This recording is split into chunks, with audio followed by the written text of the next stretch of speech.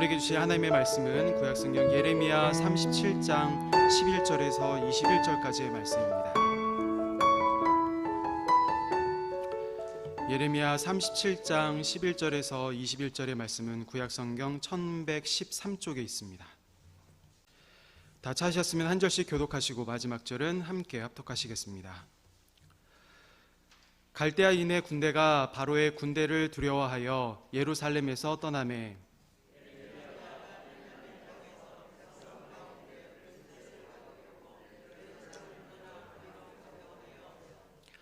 베냐민 문에 이른즉 하나냐의 손자요 셀레마의 아들인 이리야라 이름하는 문지기의 우두머리가 선지자 예레미야를 붙잡아 이르되 내가 갈대인에게 항복하려 하는도다.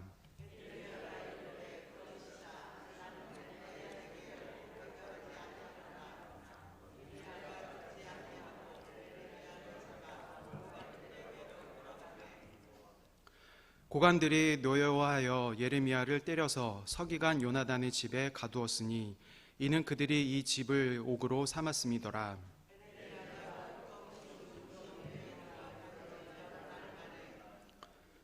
시드기야 왕이 사람을 보내어 그를 이끌어내고 왕궁에서 그에게 비밀에 물어 이르되 여호와께로부터 받은 말씀이 있느냐? 예레미야가 대답하되 있나이다. 또 이르되 왕이 바벨론의 왕의 손에 넘겨지리이다.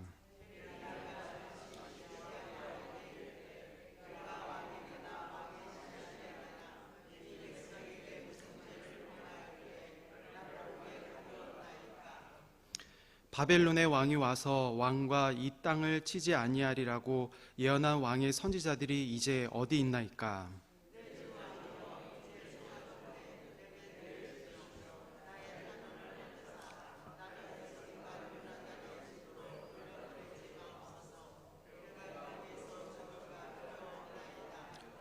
함께 읽습니다.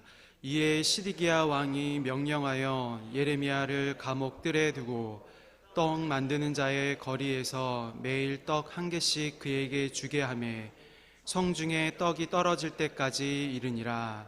예레미야가 감옥들에 머무니라. 아멘. 오늘 말씀을 통해서 하나님은 수단이 아니라 신뢰의 대상입니다 라는 제목으로 우리가 함께 은혜를 나누고자 합니다. 오늘 말씀을 보게 되면은 예레미야는 이 두 번이나 감옥에 감금을 당하는 그런 장면을 기록하고 있습니다.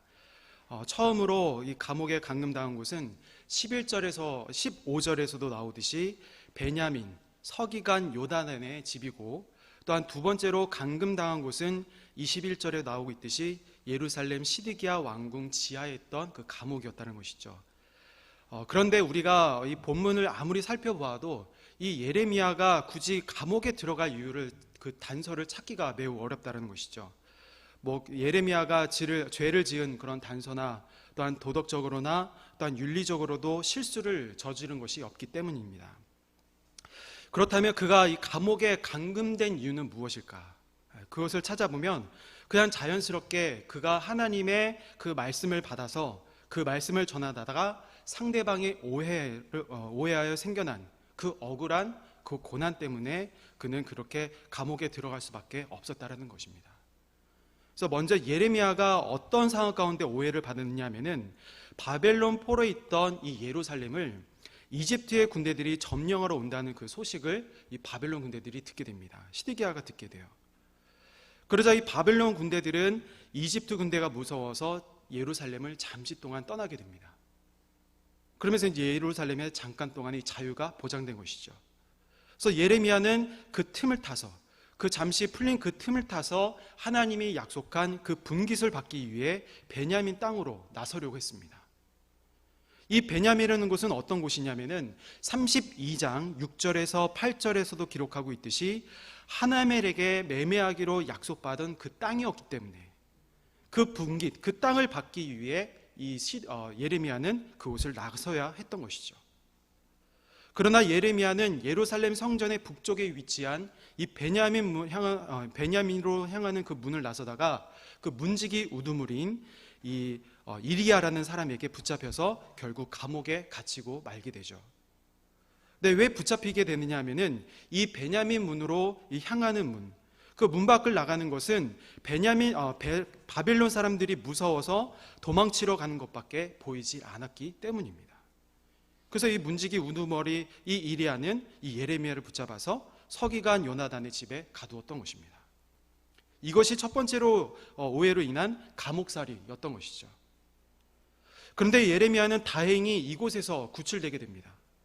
누구를 통해서 구출하게 되느냐 하면은 유다 왕 시드기야에 의해서 감옥에서 나오게 되죠. 그런데 이 시드기야가 왜 예레미야를 구출해 주었느냐 하면은 그 이유는 시드기야 왕 자신의 미래가 앞으로 어떻게 될지 궁금했기 때문이라는 거예요. 바벨론이 예루살렘을 떠나면서 시드기야에겐 또 다른 기회가 생겨왔다는 것이에요. 이집트 군대가 이곳으로 지금 온다는 그 소식을 듣고 바벨론이 예루살렘 포위를 멈추고 떠났기 때문에 시드기야는 작은 희망의 싹이 그에게 보였기 때문입니다. 그래서 시드기야는 절박한 심정 가운데 하나님의 말씀을 곧잘 듣는 이 예레미야를 감옥에서 빼내자마자 그를 데리고 단 둘밖에 없는 그러한 밀실이라는 조용한 곳에서 예레미야에게 절실하게 묻습니다. 뭐라고 얘기하느냐? 17절입니다. 시드기야가 예레미야에게 이렇게 얘기를 해요. 혹시 하나님으로부터 받은 말씀이 있느냐라고 묻습니다. 그러자 예레미야가 대답합니다. 왕이 바벨론의 왕의 손에 넘겨질 것입니다. 성도 여러분, 예레미야의 말을 들은 이 시드기야의 기분이 어땠을까요? 상당히 좀 이렇게 나빴을 것입니다. 작은 희망을 가지고 그렇게 기적을 바라는 마음에 예레미야를 구출했건만 예레미야가 하는 말이 정작 당신이 내가 시드기야가 바벨론의 왕 손에 넘겨진다니, 내가 그렇게 넘겨진다니 하면서 도저히 납득하기 어려웠던 심정이었을 것입니다.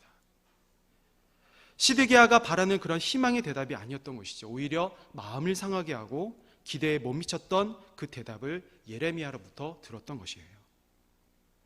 시드기야는 자기의 욕심과 뜻을 이루지 못한 그것 때문에 그 자리에서 낙심과 절망으로 예레미야를 바라보고 있었습니다. 성도 여러분, 우리도 때론 우리에게 맡겨진 삶이 힘에 겨워서 내 힘으로 도저히 해결할 수 없는 일을 종종 만날 때가 많이 있습니다. 그러면서 전적인 하나님의 도우심을 구하면서 다른 성도님들에게 기도를 부탁하곤 합니다. 기도를 부탁하는 거 좋습니다. 괜찮은 것입니다. 그러나 기도 부탁을 하거나 혹은 우리가 받을 때 종종 마음이 편치 않을 때가 있다라는 거예요. 왜냐하면 내 욕심과 사람의 그 뜻을 이루기 위해서라면 다른 이들에게 기도 부탁을 하며 스스로를 그것을 합리화시키려 하기 때문이라는 거예요. 마치 오늘 본문에 나오는 이 시드기야 왕처럼 이 예루살렘 멸망에 가던 그때에 자신의 욕망 또한 버리지 못하고 오히려 바벨론이 떠나는 그 틈을 타서 하나님의 말씀을 듣는 그 예레미야를 이용했던, 그래서 하나님을 또한 이용하려 했던 그러한 시드기야였던 모습을 우리는 보게 되는 것이죠. 그는 자신의 희망을 넘어서서 예레미야야, 하나님은 제발 기적을 이루시는 하나님이라고 좀 나에게 좀 얘기 좀 해다오. 그래야 내가 좀 희망이라도 갖지 않겠느냐라는 그런 식의 그런 잘못된 마음가짐으로 예레미야를 풀어줬던 것입니다. 시드기야와 같이 언제든 기도하면 하나님이 기적을 나타낼 것이라는 그런 시드기야의 생각은 결코 믿음이 아니라는 거예요. 그것은 종교적인 행동이나 절차를 통해서 내가 일방적으로 하나님을 움직이게 하려는 그런 시도일 뿐이지 그것은 하나님을 신뢰해서가 결코 아니라는 것입니다.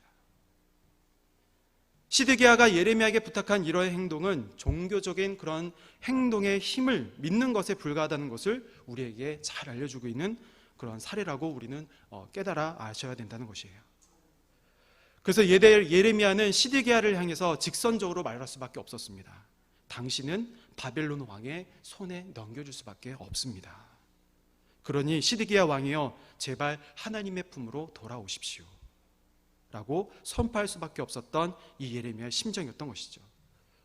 성도 여러분, 우리는 우리 자신이 전적으로 하나님을 신뢰하고 있는지, 아니면 내가 부당한 일을 당했다고 해서 다른 이들에게 스스로 합리화시키며 하나님을 일방적으로 움직이려는 그런 욕심이었는지, 우리의 모습을, 우리의 마음을, 또한 우리의 내면을 점검하는 자세가 필요한 것입니다. 하나님이 원하시는 사명자가 되기 위해서, 하나님이 원하시는 거룩한 성도가 되기 위해서는 우리의 욕심을 내려놓고 하나님께로 돌이키는 그런 자세와 하나님을 절대적으로 신뢰하는 그런 모습이 우리 가운데 필요하다는 것이에요. 그렇지 않으면 우리는 시디게와 같이 하나님을 우리의 이득을 위해서 취하는 것이고 우리의 유익을 위해서 추구하기 위한 그런 필요 수단이지 우리의 신뢰 대상은 아니라는 그런 위험성을 갖고 있다는 것을 우리는 꼭 명심해야 한다는 것입니다. 저는 말씀을 묵상하면서 나의 미숙한 부분은 무엇일까라고 고민을 한번 해보았습니다. 코로나로 인한 이런 어려운 현실을 지내면서 미래를 예측할 수 없는 그러한 불확실한 이 상황 가운데 점점 매사를 비관적인 자세로 보려는 그런 경향이 저에게 있음을 발견하게 되었어요. 어떤 생각을 하게 되느냐? 하루하루를 시작할 때마다 오늘은 이래서 안 될 거야. 내 미래는 불투명할 거야. 그래서 어떻게 하면 좋을까? 왜 이렇게 내 생각대로 내 뜻대로 되지 않는 것일까? 이런 자세 때문에 앞날에 대한 기대 없이 하나님을 이용하여서 나의 목적을 달성하려는 그런 욕심부렸던 저의 연약함, 그런 부족한 모습이었습니다. 성도 여러분은 어려운 오늘날의 이런 현실 속에서 하나님을 어떻게 인정하고 계십니까? 하나님을 우리 삶의 목적을 달성하기 위한 수단으로 여기는 것이 아니라 하나님은 우리의 신뢰의 대상이자 믿음의 대상임을 꼭 확신해야 되는 그런 현실인 줄로 믿습니다. 그래서 잠언 3장 5절과 6절에서는 이렇게 말씀합니다. 너는 마음을 다하고 여호와를 신뢰하고 내 명철을 의지하지 말라. 너는 범사의 그를 인정하라. 그리하면 내 길을 지도하시리라. 코로나로 인한 불확실한 우리의 미래와 우리의 오늘날의 현실 속에서 우리가 잊지 말아야 할 자세는 끝까지 우리가 마음을 다하여서 하나님을 신뢰하고 범사의 그를 인정하면 우리의 앞길을 그분께서 지도해 주신다는 그런 신뢰하는 자세가 우리에게 필요한 것입니다. 또한 오늘 예레미야는 두 번째로 옥에 갇히게 됩니다. 21절에 보시면 이렇게 얘기를 하죠. 우리 다 같이 21절을 합독하십니다. 시작.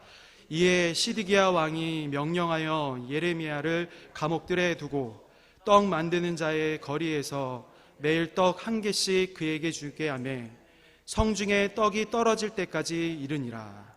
예레미야가 감옥들에 머무니라. 아멘.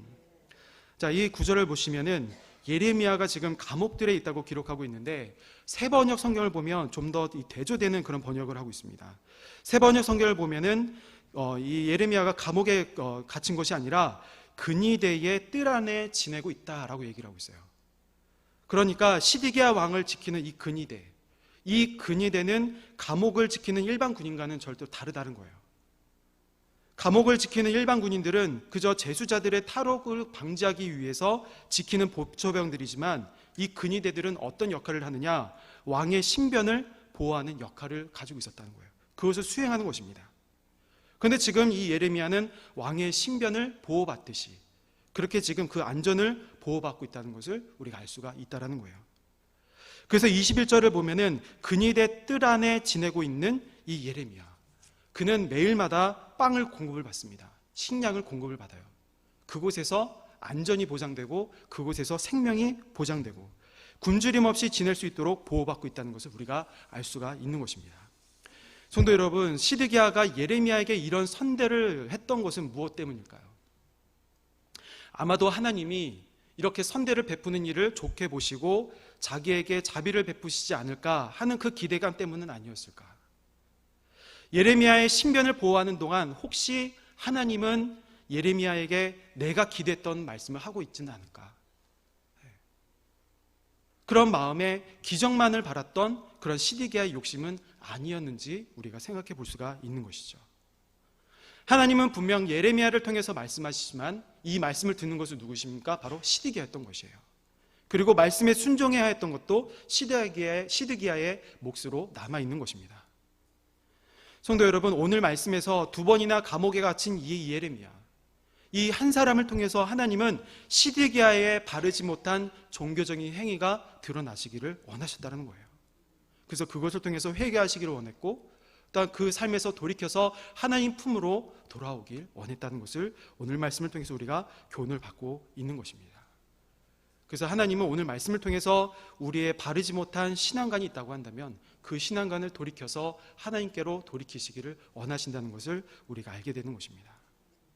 하나님의 말씀의 그 순종과 더불어서 바로 돌이킴의 영성을 우리에게 알려주는 것입니다.